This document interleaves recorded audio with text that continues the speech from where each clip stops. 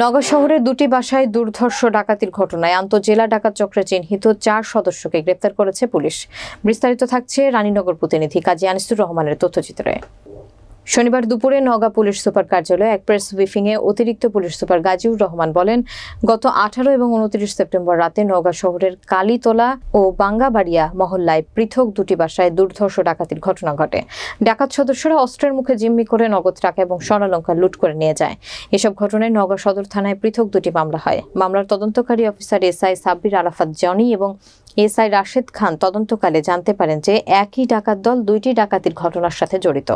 এরপর অভিযান চালিয়ে 29 অক্টোবর পুলিশ ঢাকার আশুলিয়া থানা এলাকা থেকে চিহ্নিত ডাকাত সদস্য মাহবুব মণ্ডল ও নাটোরের সিংড়া থানা এলাকা থেকে চিহ্নিত ডাকাত সদস্য ইসব হোসেনকে আটক করে। এ সময় তাদের কাছ থেকে লুণ্ঠিত কয়েকটি মোবাইল ফোন উদ্ধার হলে ডাকাতির সাথে জড়িতদের তথ্য বেরিয়ে আসে।